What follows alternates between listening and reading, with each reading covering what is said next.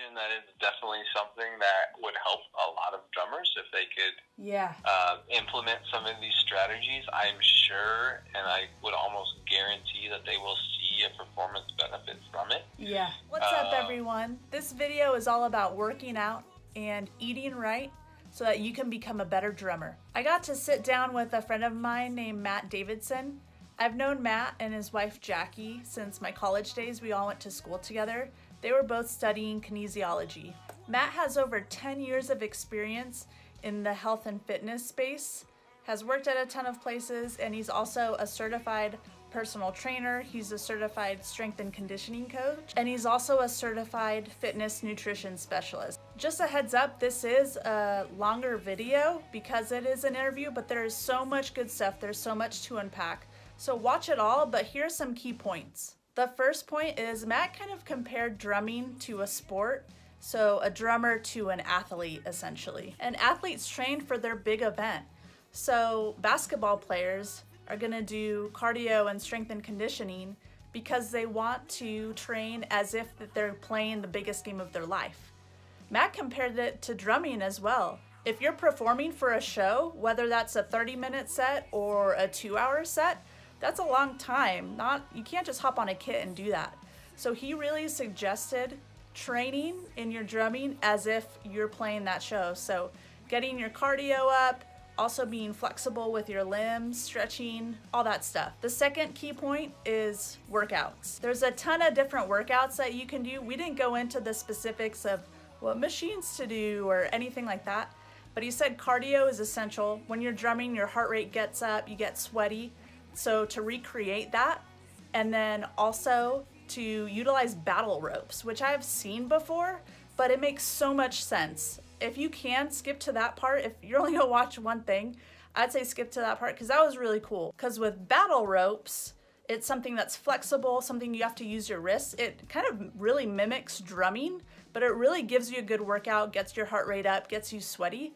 And I've even heard of drummers working out with battle ropes to a metronome as well. So there's a tempo and timing effects to it. And the third key takeaway was regarding nutrition, that carbs and water are your friend.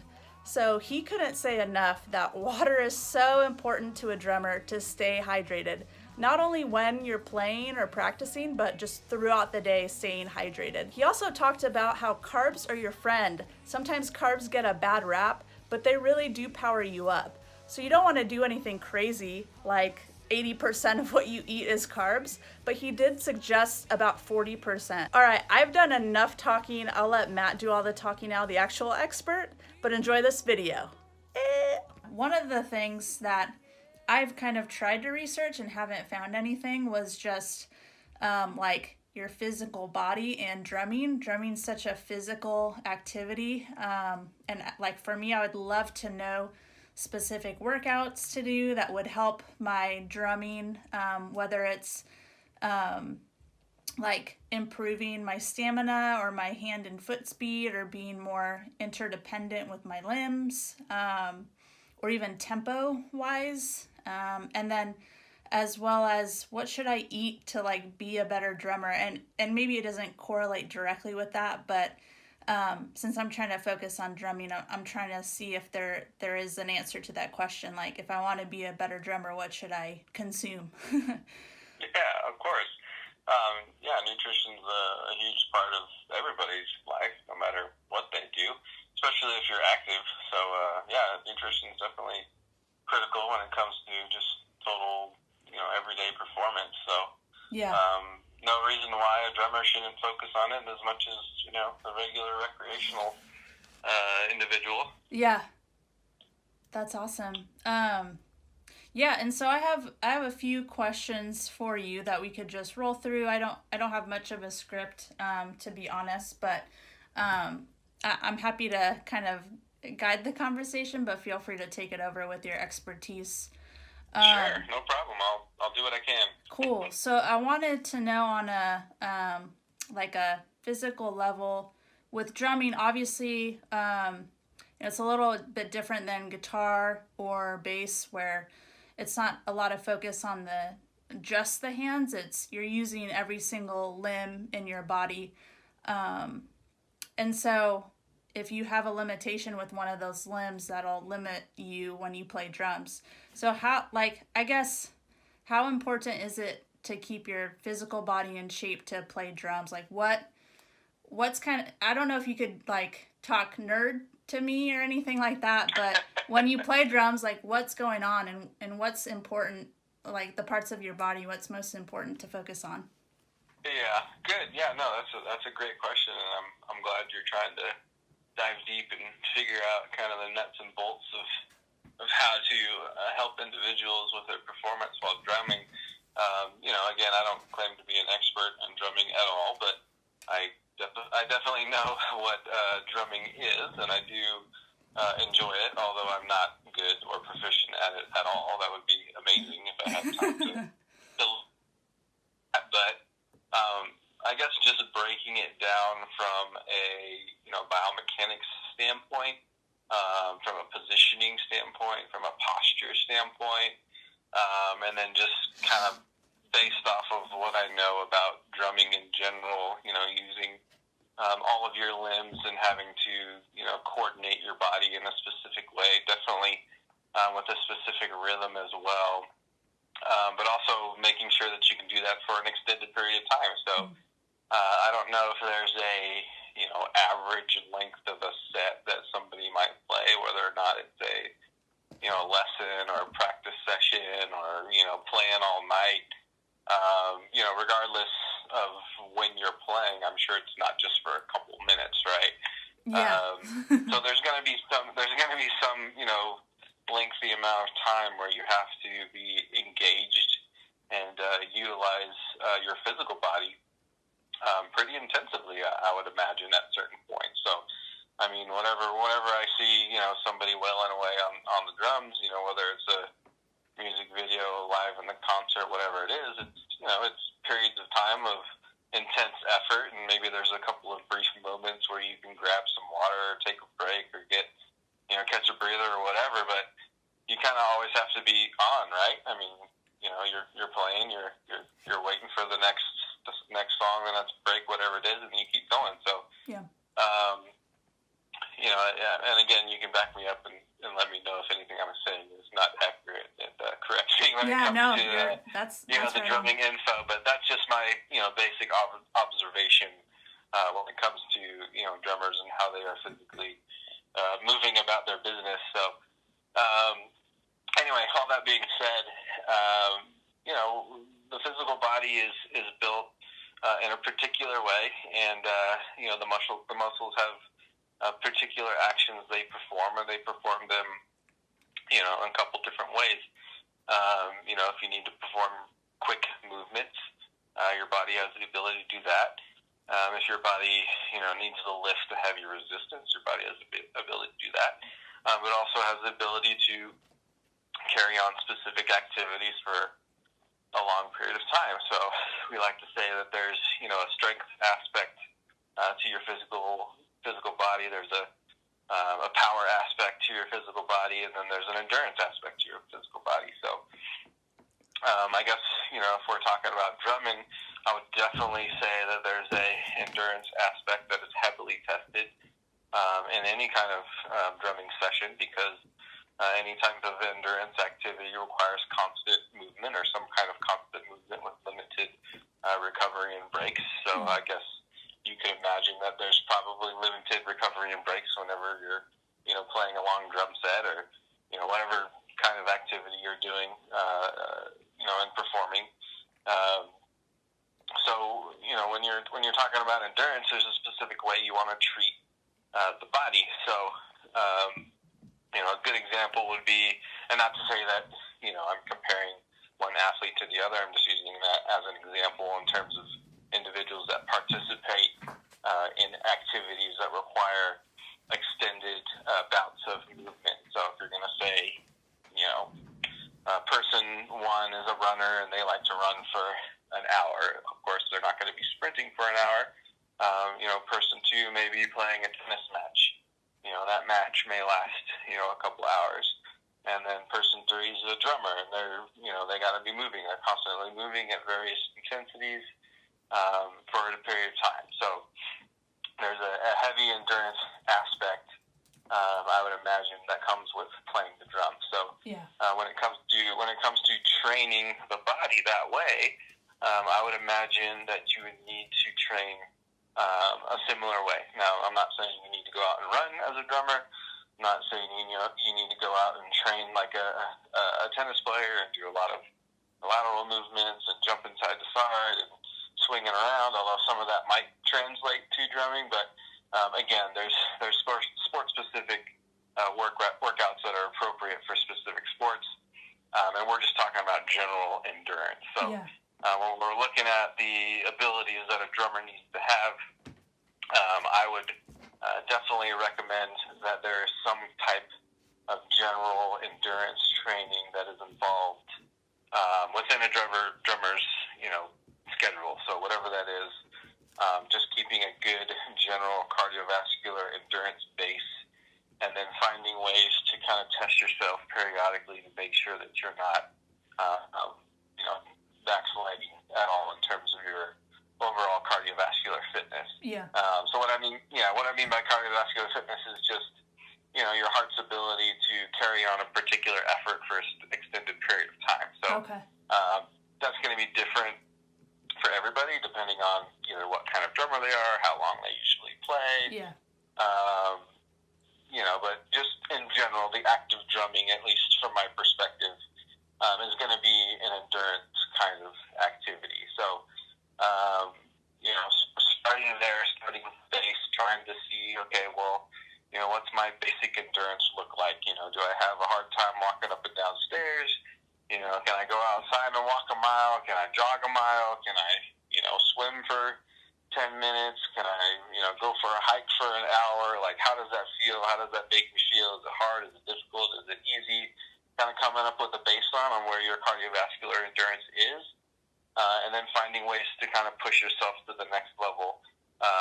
Not trying to make a giant leap, but just trying to make sure that you're testing yourself and looking for ways to increase your cardiovascular performance, because that's going to translate. If you can help gain cardiovascular strength, that's going to translate towards your performance during a drum set, however particular long or how much energy you usually expend during that activity. Just a general increase in performance from a cardiovascular standpoint will definitely translate to just an overall feeling of being able to last longer or not get tired or not feel mentally fatigued while you're performing. So that's kind of where I would start when it comes to just kind of baseline levels of health, of just kind of fitness and performance.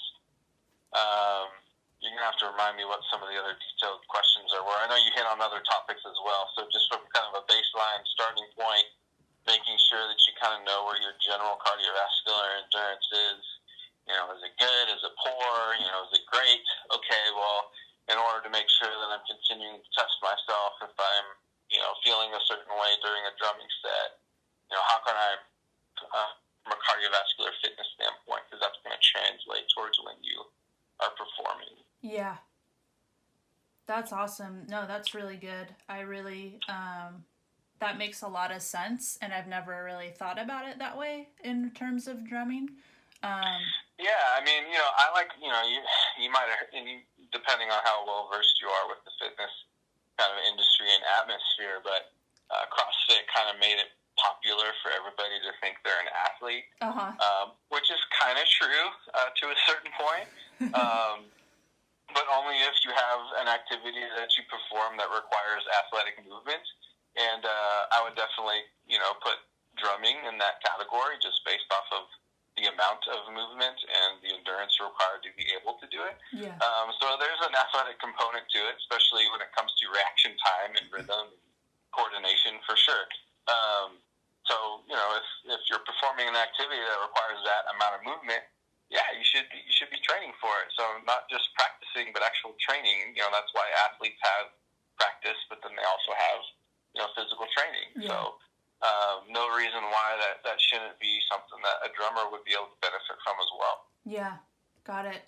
So I know everyone's different, but I guess what I'm hearing is if I'm thinking about going to the gym or working out and that making me a better drummer, one of the things that I should include is something with cardio, just so that because when I play drums, like it kind of depends what style of drums I'm playing, but I mean, I work up a sweat, my heartbeat is elevated, or my heart rate, and I sometimes I'm not super out of breath, but it definitely, gets the blood flowing. And so and everyone's different, and I know you don't have to say do this or do that, but so when thinking about being a better drummer, cardio, running, like you said, swimming, elliptical, all that stuff. Yeah, so I would think about it this way, just so that we don't, start saying, oh, drummers need to run or drummers need to swim, I don't want to go there. I basically want to use it based off of your example. Like you said, you feel a certain way when you get tired, right? Your heart rate gets elevated, you get sweaty, you may feel fatigued, you may lose focus. So I would try to recreate that feeling with whatever activity I'm doing. So if you're comfortable, on a treadmill, if you're comfortable swimming, if you're comfortable on an elliptical, on a bike, on a rowing machine, whatever it is that you're comfortable performing, and getting yourself to that level of cardiovascular discomfort where you start to feel those feelings again, that's where you can say, all right, I don't have to focus on how well I'm playing drums right now. I just have to focus on pushing my cardiovascular system a little bit harder so that I can gain some strength from that training session. And over time, if you keep doing that, your body's really good at adapting and getting stronger, so that the next time you go through that drum set, whether it's the same drum set, if it's different, more intensive, you should be able to feel a noticeable difference in your performance, where you might have been really sweaty and out of breath, but now, okay, well, you didn't really sweat that much. Yeah, you were breathing hard, but you felt like you could keep going. That's going to be your measuring stick when it comes to progress. So yeah, I mean, again, we're not talking about doing a specific kind of machine. It's just you're trying to recreate that level of intensity, and then without having to worry about your performance. All right, how far can I push myself a little bit harder? If I start getting tired during a drum set and I have to go for 5 more minutes, all right, well, I'm on a treadmill, I'm walking uphill on an incline, I'm getting tired. All right, well, can I push it for another 5 to 10 minutes? Yeah. Just so I can test my body a little bit more and help it to gain a little bit more cardiovascular strength. Yeah, that makes sense. That's awesome. Is there like how would you approach frequency? Like, if I wanted to do that, so I notice after 15 minutes of playing consecutively, I get pretty winded, and I want to kind of train myself to push to 30 minutes or whatever it might be. Obviously, I would assume it depends on the person, but do you have suggestions as far as okay, I'm going to not drum, I'm going to do something else that recreates that feeling, and I'm going to push myself a bit. Should that be like a daily thing or every other day? So there's a couple of ways you can go about it, and I'm sure, again, depending on the individual, but I'm sure you practice a lot, right? I mean, just typical drummer practices how many times per week? I don't know. Would you say there's, an average? Is it every day? Is it twice a week? I don't know. What would you think? I would say like a hobby drummer would practice 3 times a week. This whole experiment I'm doing, I have a goal of practicing at least 30 minutes a day, so just really getting daily. But I would say the majority of drummers do not practice daily. Okay. Yeah, I mean that's understandable. So let's go back to our athlete analogy. If we're thinking about drummers as athletes, which I'm sure some might argue that they are. But if we're looking at a high level professional athlete, within their season, they're training every day, they're practicing every day, and then they have game days. And then on those game days, usually there's some type of activity before and then a recovery afterward. So there's a daily routine, there's a daily exertion level. So our bodies are made to be able to handle that as long as we're not pushing it to the limit every day, and we're allowing for recovery. Yeah. And that just depends on the intensity. Now, I don't think a drummer is ever going to need to push themselves to the maximal, capacity that the heart can do. If you were doing that every day, it wouldn't be good for anybody.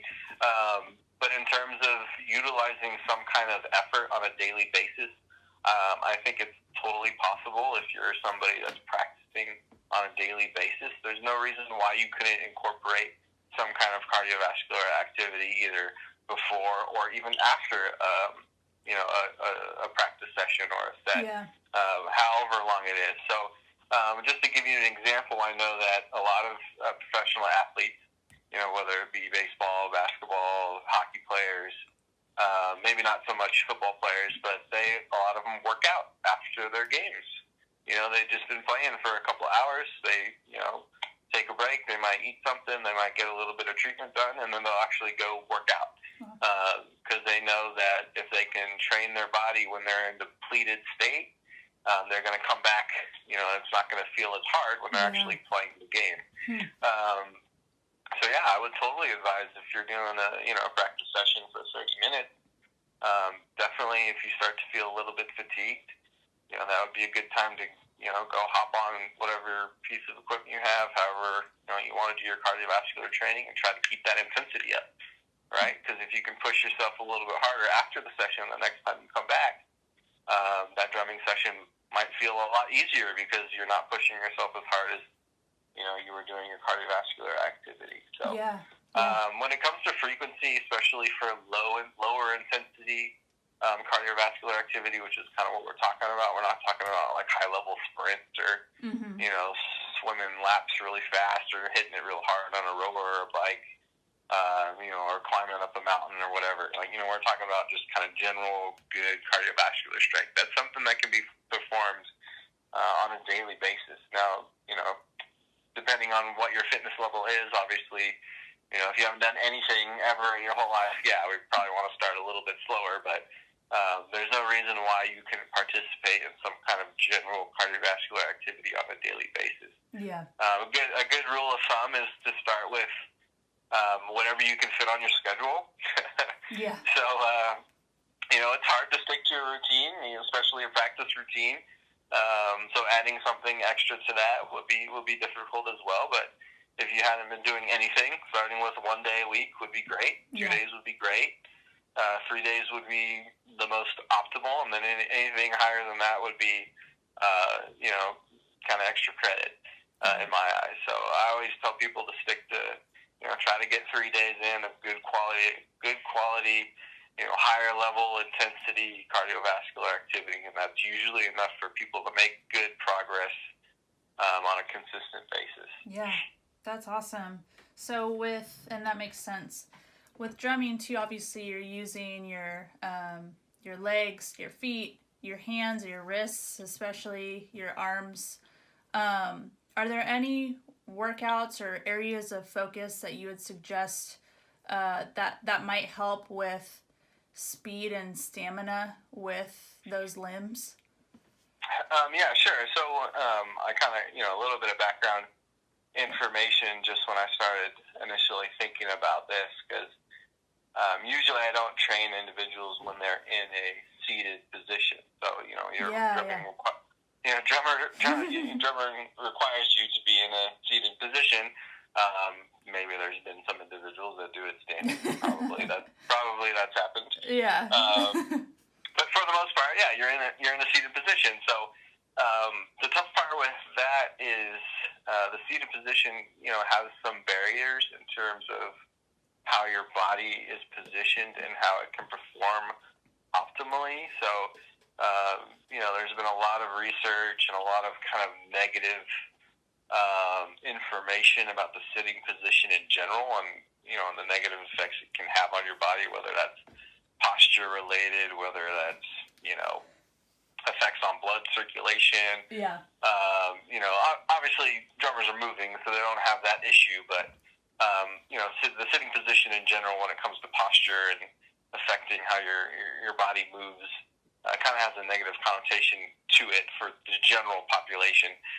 When it comes to training specifically, I was trying to do a little bit of research, kind of thinking about this a little bit more, and obviously, general health and fitness, general strength, any kind of resistance training program, whether it be with dumbbells or cable machines, whatever that is, like just general muscular strength and endurance is going to benefit any individual, regardless of what their activity is. Mm-hmm. But since I have a sports performance background, as well as being a certified personal trainer, I like to think as specific as I can towards any individual that I'm working with. So besides just general, health and fitness and trying to get, an individual's cardiovascular strength up, trying to get their just basic strength up, basic flexibility, I try to make it as specific as possible because, if you can help individuals feel like, oh, this is a personalized program, they're probably gonna stick with it a little bit more because they're not just thinking, oh, this is what everybody does, and maybe it'll work, maybe it won't, and it's the same as it's the push-ups, the squat, crunches, blah blah blah. Like, it's not very exciting. So it might not be the most optimal way to train for that specific individual. So if people are more likely to stick with a program if they can train for a specific purpose. Yeah. And then what you're talking about when it comes to drumming, that's very specific, right? You drum, you want to practice, you want to get better. If you feel like you're not physically capable of performing the way you want your body to be able to physically perform. So making it specific is definitely crucial. So after doing a little bit of research, there's a specific piece of equipment, and you can let me know if you know what this is or you haven't heard about it, or you want me to explain a little bit more. But they're called battle ropes, and they came out, I want to say they've been around for a little over a decade now. They kind of were a trendy piece of equipment maybe a few years back. They've kind of lost some steam in terms of the general fitness industry. Yeah. They were created by ex-military guy. Don't quote me on that because I'm not really sure. But somebody created them, and they were a way to help build, power and endurance in your upper body. Yeah. And it worked. It worked very well, especially with the upper limbs, right? The torso and arms and the shoulders and all that. So it worked really well, and that kind of helped with the explosion of the battle rope in terms of, fitness equipment companies started making them, and everybody started adding them to their group fitness classes, and strength and conditioning coaches started adding them to their programs, and personal trainers started throwing them out to their clients, and now, everybody has battle ropes in their gyms. Yeah. So they're a staple when it comes to just kind of one of those tools that you can utilize in a different way to help with your upper body endurance. Got it. Now, the thing that you're talking about in terms of, building endurance, right? We talked about general cardiovascular endurance prior to that, which is going to benefit anybody. But you can utilize battle ropes in the same way as where you can test your endurance, but also make it specific to your upper body, right? So, you're drumming, you're using your arms a lot, they're moving fast, they're moving around in multiple different degrees and angles. Battle ropes are interdependent of each other. So you have two handles, you have two resistant forces. You can move your arms freely in any direction, any angle. You can move them fast, you can move them slow. Yeah. So there's a lot of variables that you can play with that can mimic, maybe not to, the big degrees during a practice session while drumming, but similar to those movements. So you're never going to be able to recreate the perfect workout for, a drummer when it comes to every movement, because there's just too many movements, right? Yeah. there's too many degrees and angle changes when it comes to drumming. There might be some specific mechanics that you repeat a lot. Yeah.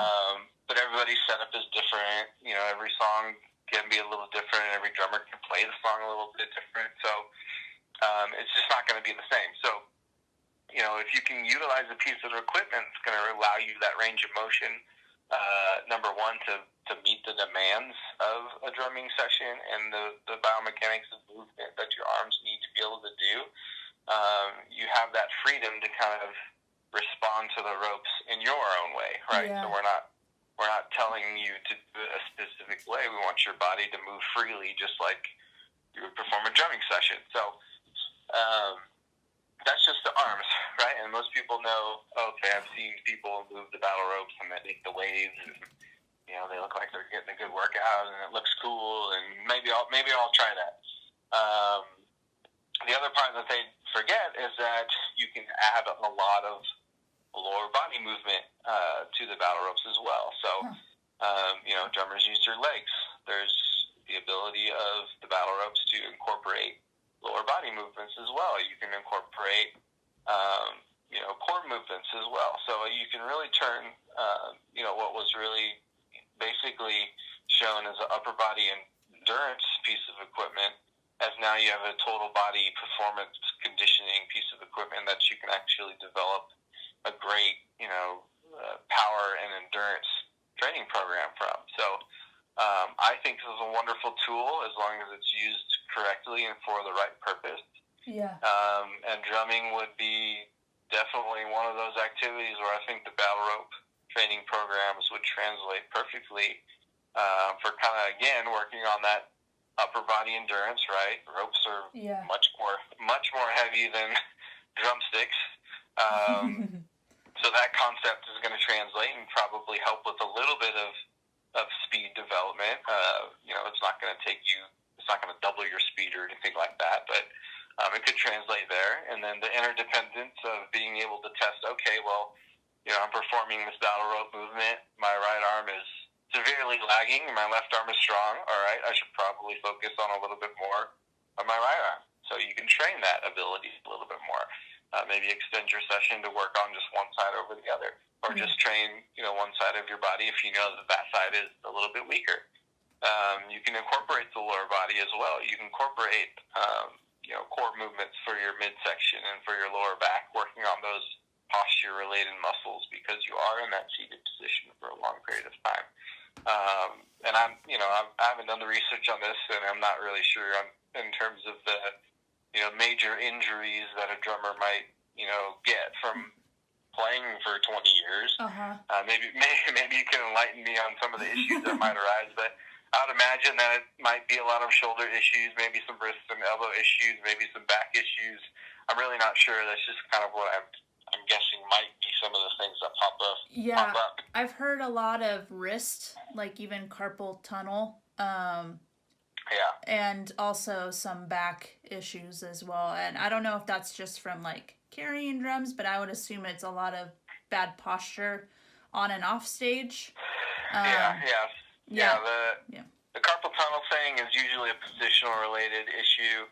The way you're holding the stick, the way you're repetitively moving it, for a period of time, just like somebody typing on a keyboard or holding a mouse, right? It's an unnatural position for the wrist to be in. So, you do that enough over time, and eventually you might get some pain develop there. The lower back issues, you are in a seated position, you are reaching forward. That's going to pull your head, that's going to pull your spine forward, which is going to put more pressure on your back, right? The vertebrae in your disc are going to start flexing forward, which is not a good position. So that's a whole nother topic we can talk about in terms of sitting ergonomics and making sure that you're actually in a good posture position while playing the drums. But that would be extremely critical, at least from my standpoint, if there were a lot of people that were getting, say lower back injuries from drumming or just any kind of spinal issue, tightness, pain, whatever it is, from that sitting position. If it's really common, I mean, that might be something to definitely expand on. But if we're talking about just kind of general fitness and performance, strengthening the muscles around the wrist, strengthening the muscles around the core, utilizing the battle ropes, utilizing a good program are going to help prevent a lot of those issues from creeping up, especially since drumming is generally a low impact, activity, depending on how you play, I'm sure. But, people drum for a long time. So usually those injuries kind of creep up slowly. You don't really notice them until they get really bad. Yeah. And then you're screwed. So, Yeah. I would definitely recommend, any drummer checking out battle ropes and kind of thinking about, where they either can access them, making sure that they have good information on how to properly perform exercises with those battle ropes. Yeah.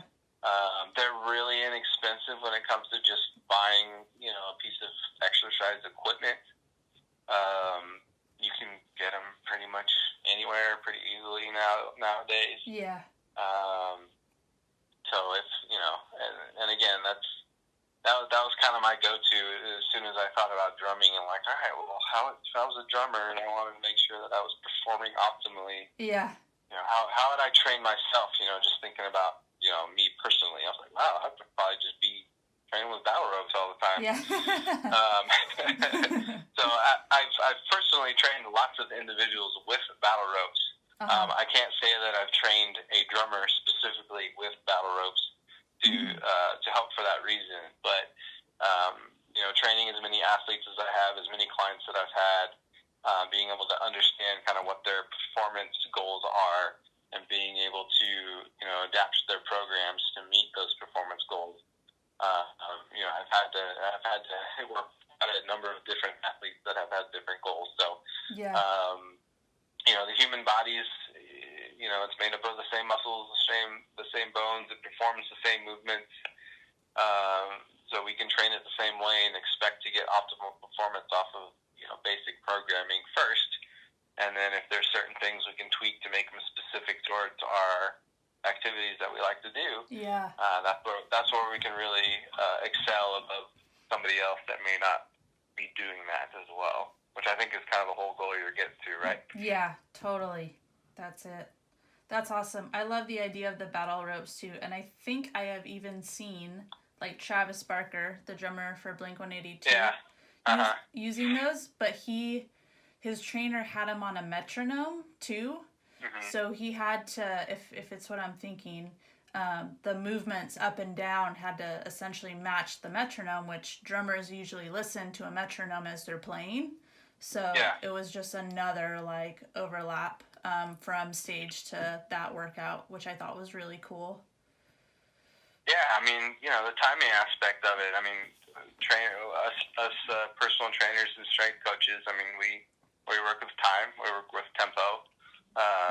So those are definitely variables that we use in the training room, and that would translate very well. I mean, you're going to understand that better than we are in terms of timing and tempo. So, that would be perfect if you can develop or choose some programs that would train that variable as well. So you wouldn't only be getting the strength and conditioning, the performance side of it, but you'd also be developing that mental side as well. So that definitely translates. Yeah, that's cool. Awesome. Well, one last question I had, and we don't have to talk about it too much, was just the nutrition side of things. I know it's so important what we consume is gonna dictate so much about our daily lives, but especially in drumming, just how we perform. And I think it relates to endurance and then working out and all that type of stuff.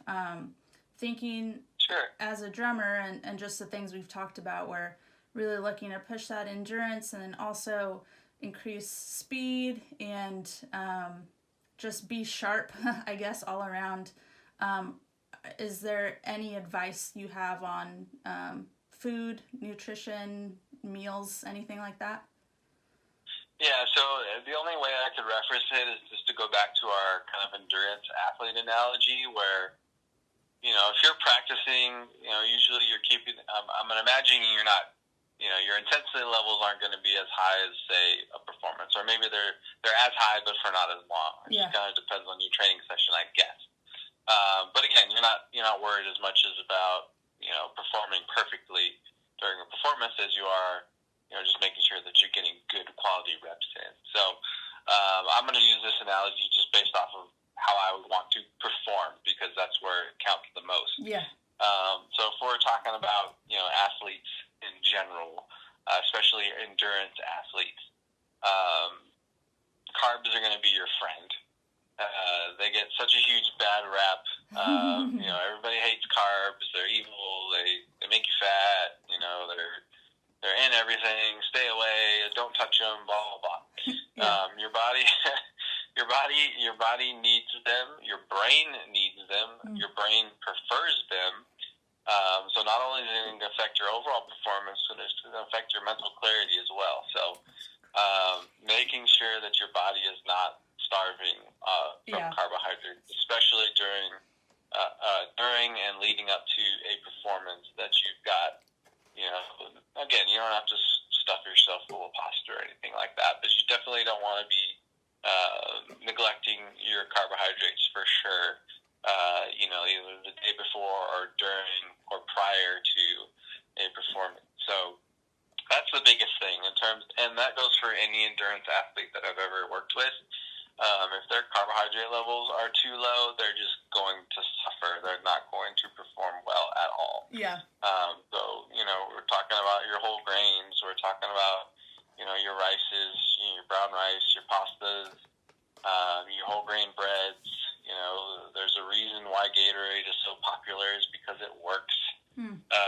Not saying that you need to drink Gatorade or anything, but, that is something that, it works. It's been around for a long time. It's been proven to help athletes, perform better for long periods of times. And it's because of those carbohydrates and electrolytes that are within those food sources. So that's kind of the main thing, especially if you're looking to test and exert yourself on a high level physically or any kind of mental capacity. Is just to make sure that you understand the importance of carbohydrates. After that, there's not really a lot in terms of performance that's going to make a huge difference. The only other one that's going to help you out a lot if you're lacking is your hydration levels. So making sure that your consumption of water is on point. That's pretty easy because you only really have to drink about half your body's ounces of water to make sure that you are optimally hydrated. So that's easy to measure, making sure that you're getting that much water on a daily basis, and usually you're fine. Yeah. And just trying to get something in your system while you're playing, as easily as possible. But yeah, in terms of performance and nutrition, that's basically the main thing that I've had to work with individuals is helping them understand that their body needs that quick, easily digestible energy that they can utilize quickly whenever they have to perform. Yeah.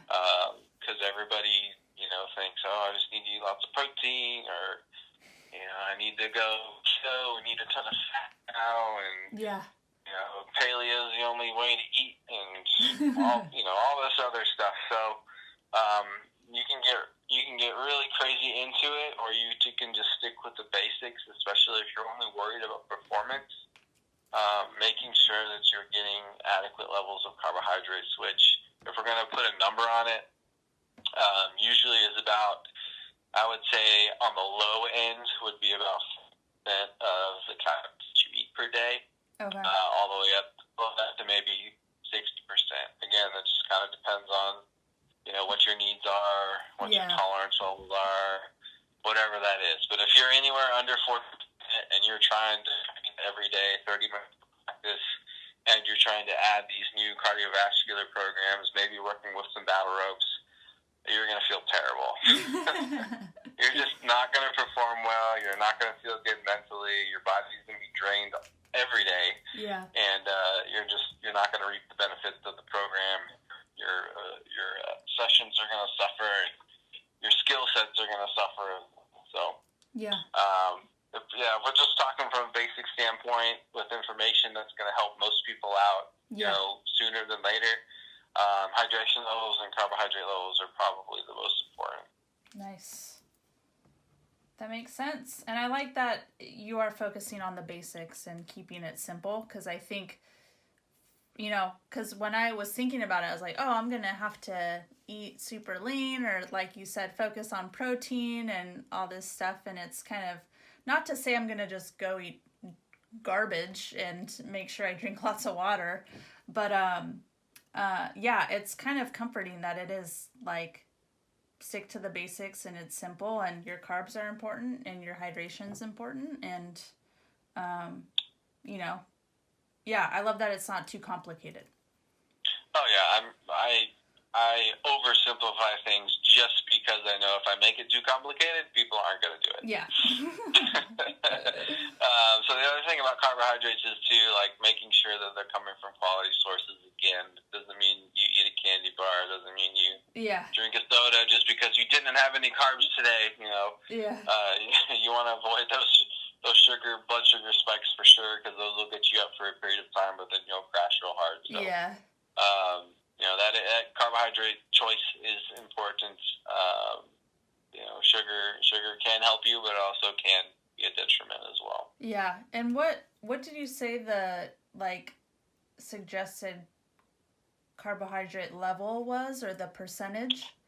Yeah, so daily intake values, I mean, and this kind of varies and it depends on, who you are. Yeah. But usually the range that I tell people is don't ever go below 40% of your calories. So, you're eating 2,000 calories a day. We're talking about maybe 600 to 800 calories coming from carbohydrates. So, 50%, 60%, that's usually, a good level for people to aim for.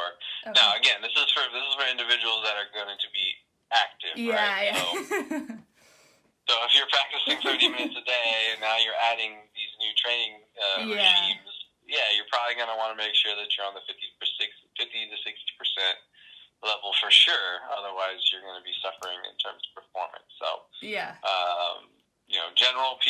general individuals that, are just kind of recreational, athletes, they're not doing intensive things every day, then usually stick to 50 to 40%. Got it. That makes sense. Cool. Wow. So thank you so much, Matt. That was really insightful. That's all the questions I had. I don't know if you had anything else you wanted to add or not, but. I don't know. I mean, it's really cool that you're trying to figure this out. I mean, I'm sure a ton of people would benefit from this information. And, yeah. I haven't trained somebody specifically looking for drumming performance. Uh-huh. But I can imagine that it's definitely something that would help a lot of drummers if they could implement some of these strategies. I'm sure, and I would almost guarantee that they will see a performance benefit from it. Yeah. I don't know. Maybe it's just something that, you feel like, oh, I don't have to do it because I'm just drumming all the time. And that's my activity. And I'm doing good, and I'll just get better by,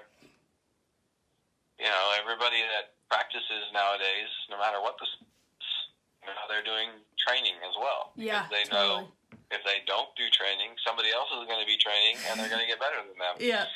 And that goes for any athlete, any sport, any activity that requires athletic movement and performance from the body. Yeah, it's not enough to just practice anymore. Like, you got to be able to train yourself to get to that next level, or at least keep your same level so nobody passes you.